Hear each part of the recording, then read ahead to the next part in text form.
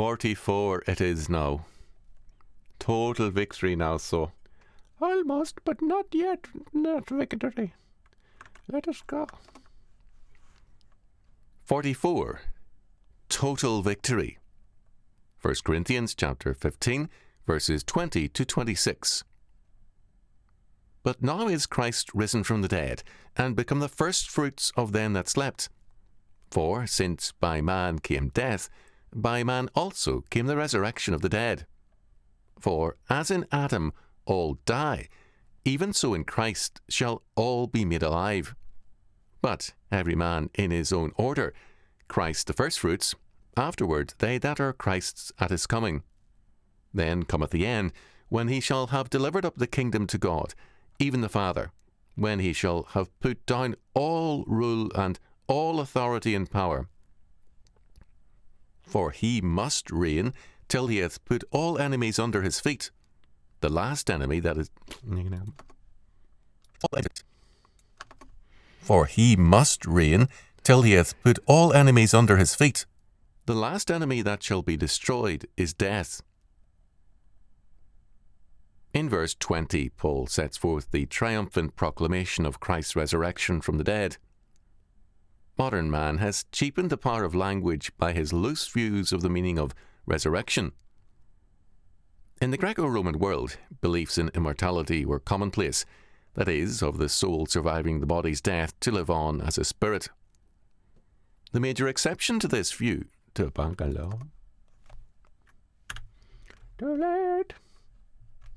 Every people has scratched my nose.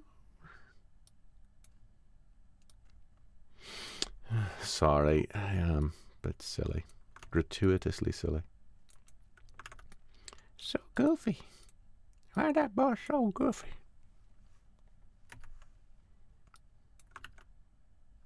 Wait a minute, what happened there? Okay. Panic not, panicky not. That is, of the soul surviving the body's death to live on as a spirit.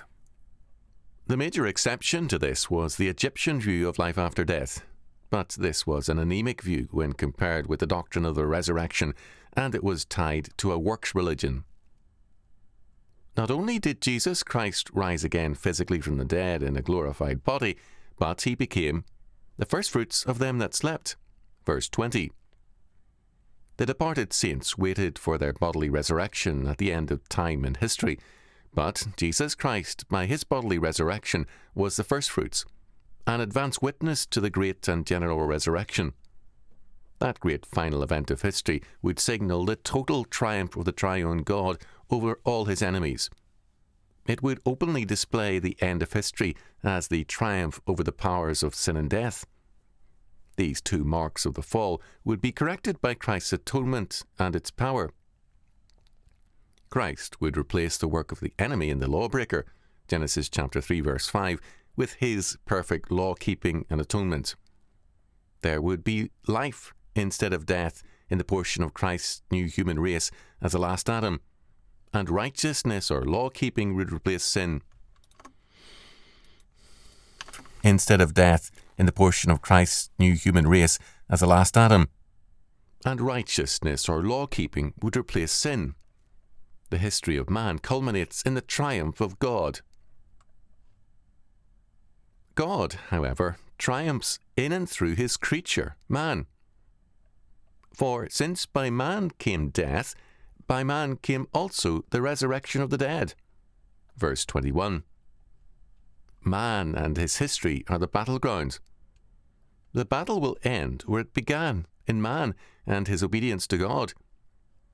Only the last Adam is the God-man, Jesus Christ. God in Jesus knows and experiences without sin the full extent of man's life. For as in Adam all die, even so in Christ shall all be made alive. Verse 22. As Christ in his incarnation triumphs over sin and death, so too shall we, his new human race.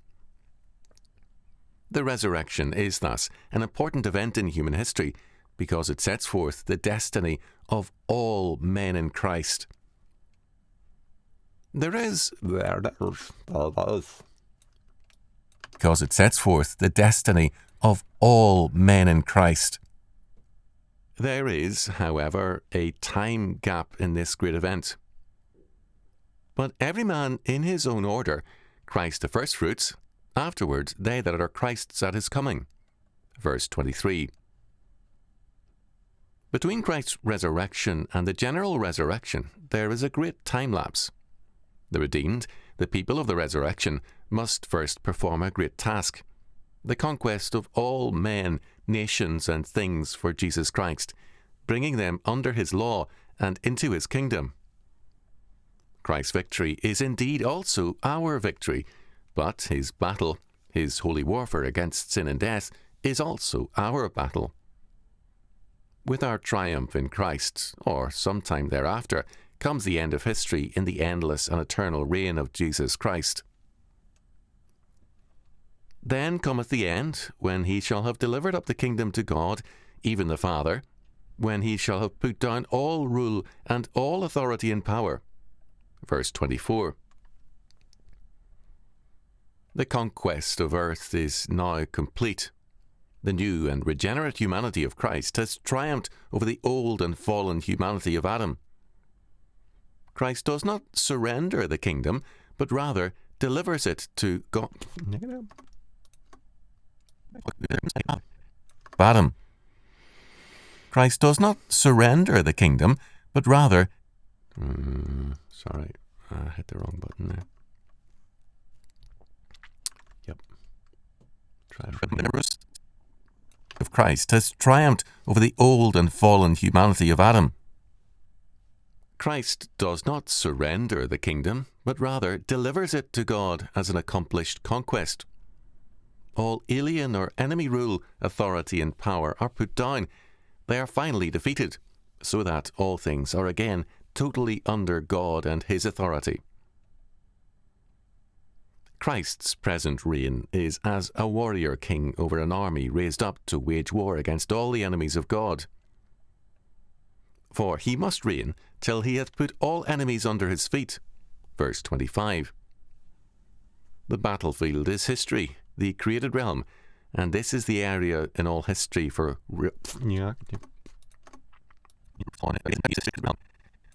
25. The battlefield is history, the created realm, and this is the area in all history for reconquest and victory. Some views of millennialism see the victory as God's supernatural work, and this denies the meaning of the incarnation and the resurrection. It says, in effect, that Christ's new human race has no part in the victory. This Paul does not allow. Christ's victory means that we apply the victory to every area of life and thought. Christ's reign as battle king continues until all his enemies are put under his feet. This is the church's battle. The last enemy that shall be destroyed is death. Verse 26. Death is described not only as the enemy of man, but as the final, the last enemy. Death is man's enemy, not God's, although it comes to negate God's great gift, life. It is by the gift of life. It is by the gift of life. Enemy, not God's, although it comes to negate God's great gift, life. It is by the gift of life that man most clearly resembles God, and by his ability to pass on life to his progeny. But this gift is now negated, denied by the fall. Very early in Genesis chapter 3, verses 3 and 4, we see that both man the creature and also his tempter recognize that any departure from God is a departure from life, although the tempter implies that this is not a certain departure from life, but a problematical one. Thou shalt not surely die. Genesis chapter 3, verse 4. A problematical word means an as yet problematical and untested power may reclaim sovereignty and total power, but the tempter implies that this is an as yet untested power. Paul allows no such question. The self-revelation of God in his word is total and complete, and therefore so too is his victory. In the destruction of death, God destroys every last enemy of man and God. This final destruction occurs in two events: Christ's resurrection and our general resurrection. Total victory thus prevails over sin and death in a new creation. Christ's total victory becomes ours also. Ours. I was right. Prevails over pretty cool. Prevails over sin and death boy. in a new creation. Christ's total victory. Oops. Yeah, let's try that back a bit. Total victory thus prevails over sin and death in a new creation. Christ's total victory becomes ours also. All right. Thanks for tuning in. Oh, great.